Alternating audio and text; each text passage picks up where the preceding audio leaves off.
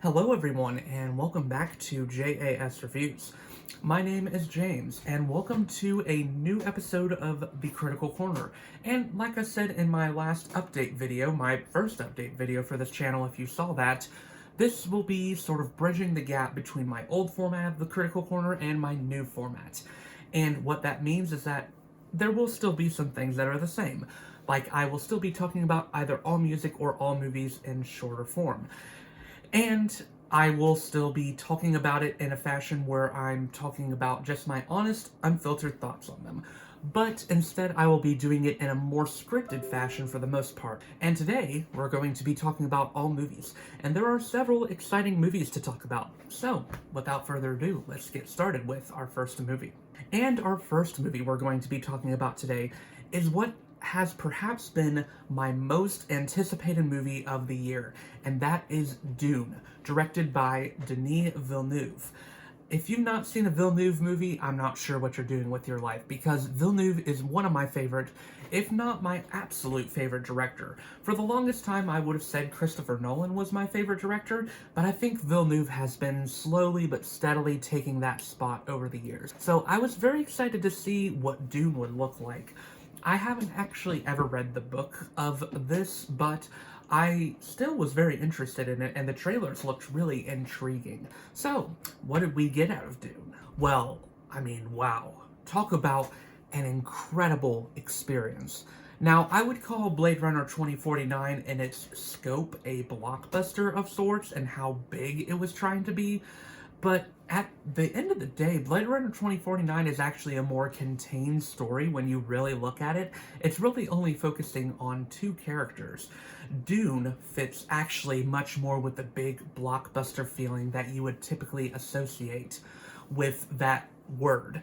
And that's because there's just such a huge ensemble cast here, and the story is focusing on more than just one person. While I do really like intimate stories like Blade Runner 2049, this is just something that you don't get to see too often. A movie like Dune is something that is very rare. Something that feels so larger than life, and so massive, and so incredible in every way. There are so many praises I could give to Dune. I'm not even sure where to start, because yes, once again, Denis Villeneuve has shown why he is one of the best directors around. He has created something that is visually stunning with great performances all around from pretty much all the cast, and a story that is very compelling. Wow, talk about a gorgeous, incredible, mind-boggling movie, and just how incredible it looks. Every shot in this movie feels expensive. Everything just pops off the screen, and there are so many moments where your eyes are just glued to the screen in shock of what you're seeing. This is an incredible feat of cinema that I feel is actually necessary to see on a big screen, because it just really gives you the full scope of what Villeneuve was going for. It's just incredible to see, and yeah, I'm just so happy that I finally got to see this movie and that it's successful enough that there's going to be a part 2. Performances are pretty incredible all around, although I would say the very obvious highlight is Timothée Chalamet as Paul Atreides, the protagonist of this story. I think he does a really good job at displaying the character arc that he's going through, and I think he does a good job at foreshadowing what I think is going to be a very dark end for this character. It's very interesting to watch him, and while he does fit very much so with the typical mold of the hero's journey of someone who starts out not very knowledgeable about the world around them and then slowly discovers things and has like a call to action and everything like that, it is a very hero's journey format. I think Villeneuve uses the formula in a very interesting way to where it doesn't feel cliched or overdone or anything like that. I like many other performances in this movie as well. Rebecca Ferguson is excellent as Paul's mother, and I think the chemistry that the two of them have together works really well, and I think it was interesting to see the story centered around them. The person that actually charmed me the most, though, and I wasn't necessarily expecting this, was Jason Momoa. I really liked his character in this. I feel like he probably had the most on-screen chemistry and charisma. I think he was maybe the most sympathetic characters in some way, which I feel was intentional. And yeah, I just really liked watching him whenever he was on screen and his interactions with Paul. There isn't much action in this movie, but when the action does happen, you can feel the weight and the scale of it, and it's just absolutely incredible. There aren't too many problems with this movie at the end of the day. I really enjoyed it. I think it is a masterwork. If there were any one problem, it would be that I feel like characters that we got introduced to die off a little too quickly. There's a lot of characters who we aren't going to be seeing in part 2. I'm not going to reveal who that is, obviously, because that would be spoilers. But that was a little disappointing to me that some of these big name actors we aren't necessarily going to see again, and I feel like we didn't get to know their characters as well as we could have. And also, the movie can feel just a tiny bit exposition heavy at times, but it's never a huge problem, and I understand why. It has to be that way because Dune is such a complex and long book. I absolutely loved this movie. I'm going to give it a strong 4.5 out of 5 stars, nearly pitch perfect for me, and yet another masterwork from Villeneuve. Yeah, I'm confident with labeling it as that because it just blew me away. Next up, we're going to be talking about a movie that decidedly did not impress me, and in fact is what I would consider to be the biggest disappointment of 2021 so far, and that is Halloween Kills, the sequel to the original Halloween from 2018. I say original, but it's sort of weird how to classify it because it is a sequel to the original Halloween, but it also feels like a reboot in some ways because it reintroduces Michael Myers and it reestablishes some lore, and it even takes some lore out from the original series sequels that fans didn't like. Now keep in mind that the original Halloween is one of my favorite horror movies, so it would take a lot to impress me with a new Halloween sequel that was supposed to be honoring the original. But I really did like the 2018 Halloween. Halloween Kills starts pretty much where the last one left off, with Michael Myers supposedly burning alive in this house that Laurie and the other Strodes trapped him in. But of course, as we know, that wasn't ever going to work. And so yes, Michael is back, and his mask is actually looking cooler than ever because of the fire. It's created some singes and black spots on his mask, and I think it's probably the coolest Michael mask we've ever seen. And yeah, he's back and ready to kill again, and this time the town is trying to strike back and fight back against him, forming a sort of mob of sorts to take him down. And yeah, unfortunately, this movie is pretty disappointing. In fact, I would call it sort of bad. It already has a sort of weird vibe to it at the beginning where it starts in a weird spot, and it never really recovers from that weird vibe. In fact, Michael feels more at the center of this movie than Laurie does, which is probably the hugest problem here. Laurie is barely in this movie, which is an insult to, in my opinion, Jamie Lee Curtis's great talent. She was really good in the original, the 2018 Halloween, and it was interesting to see the dynamic she had with the other Strodes. That was something that really anchored the reboot of Halloween. But in this one, that is really absent a lot of the time. It feels like all 3 of the Strodes are sort of put in the background in favor of the rest of these Halloween characters that just aren't as interesting. And honestly, I couldn't even remember who some of them were. I had to look it up afterwards. And I did realize that these characters were actually in the original Halloween. One of them was the kid that Laurie babysat, and the other one was the girl that eventually joined up with Laurie near the end of the original Halloween movie. But those characters were not really that big in the original Halloween, so it's sort of perplexing to me why they made them so big in Halloween Kills. Also, most frustratingly about this movie is that it gives in to a lot, and I mean a lot, of cliches of bad horror, like these unnecessary jump scares, over-the-top gore that just isn't that interesting at the end of the day, and honestly, characters making stupid decisions. That really disappointed me, because in the 2018 Halloween, I felt like the characters were pretty smart overall, and the kills were pretty creative there, sometimes even darkly comedic, which was something that I feel like Halloween really needed.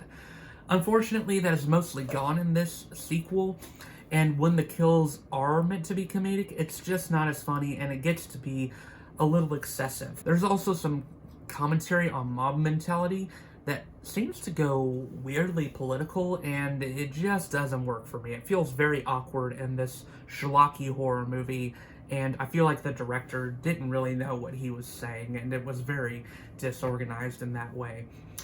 And unfortunately, the worst thing here is that they bring back trying to explain why Michael is the way he is, which I feel like is just a gigantic mistake.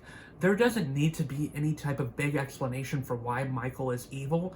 It's just how he is. That is what made the original Halloween so foreboding, is that Michael was just evil. He wasn't redemptive. He wasn't human.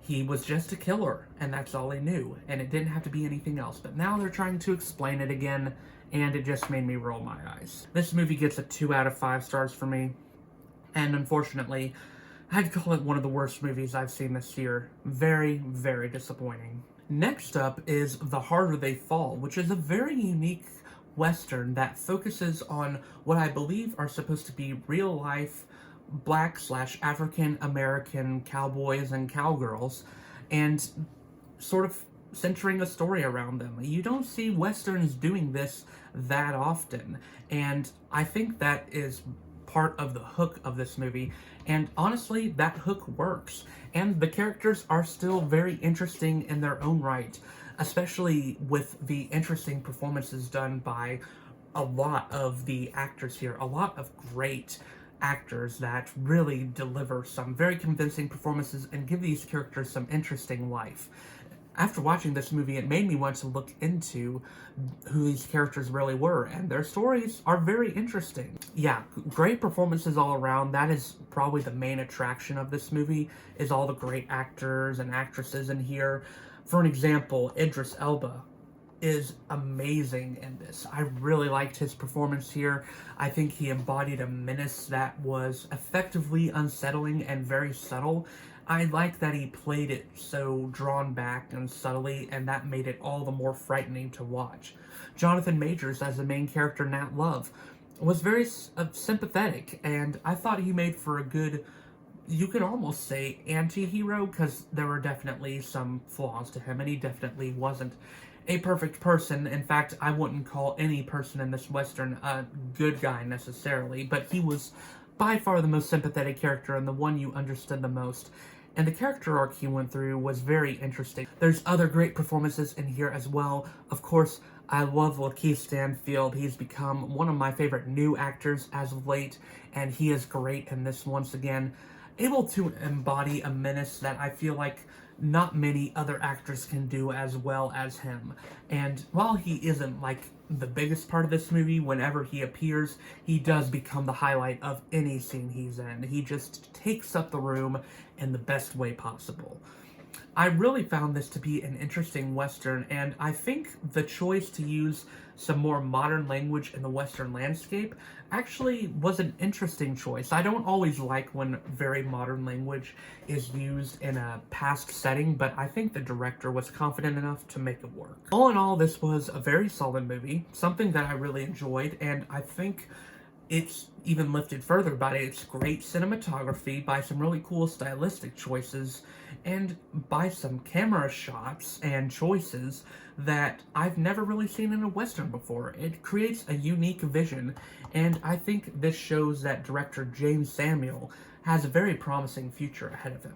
So with that, I am going to give this movie a solid 3.5 out of 5 stars. And finally, I am going to be talking about Last Night in Soho, another movie this year that I was really looking forward to, mainly because I was intrigued by the prospect of director Edgar Wright making a sort of thriller suspense movie. That's not something he's ever really done before, as he's more known for his comedy satires, which are great, of course. I love Hot Fuzz, I love Shaun of the Dead, and of course I also really like At World's End. And he proved that he can make a genre shift really well with Baby Driver, which was a more action movie than it was a satire comedy. For the most part, I did enjoy what the end result was. Now, this movie has been very polarizing, I've noticed, among critics and audience members, And I can sort of understand why, because there are definitely some choices in here that I could see that some people would hate. But I actually enjoyed what the most of this movie had to offer. I will first off talk about the performances here. I think Thomasin McKenzie as Eloise is great here.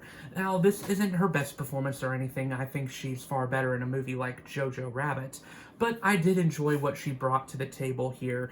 And while in some places her performance can feel a little inconsistent, I think overall she was a interesting character to follow around, especially with this gift she has of being able to see into the past and have like actual visions of the past happening. That is the main thing that is anchoring this movie, is her ability to have those visions. And it's interesting to see her go through those things and interact with them. Anya Taylor-Joy is also really good in this, although I would say that her performance here is probably one of her weakest, but if I'm still saying that she's really good, that just says a lot about her as an actress. I think the most unfortunate thing is that Edgar Wright doesn't really give Anya Taylor-Joy much to do here, even though she is pretty much promoted as having the same billing as Thomasin McKenzie.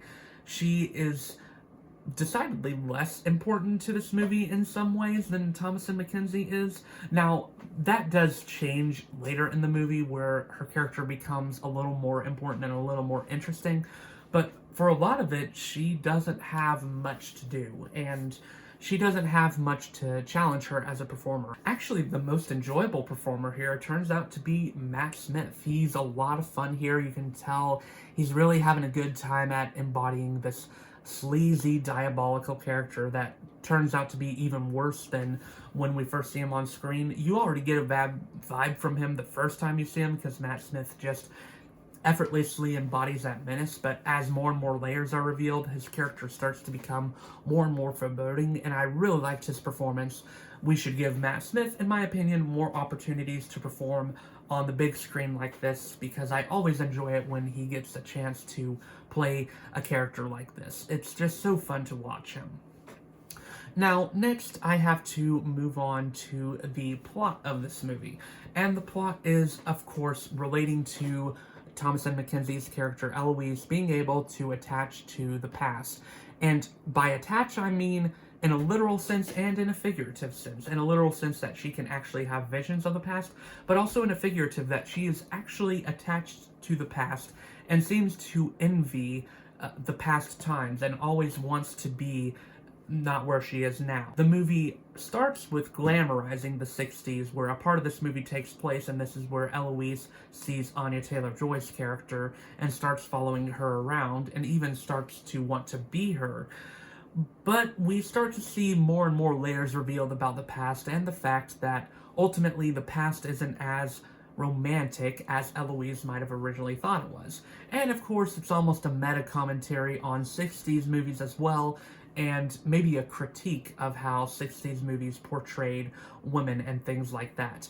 Now, the way the movie critiques this isn't very subtle, and I feel like some of the line delivery about this idea that women in the 60s were portrayed in a way that was demeaning or things like that isn't as interesting as it could be, because of how it can sometimes knock you over the head, and I think Edgar Wright could have done it in a more tasteful way, maybe, or a more subtle way than what it was really done.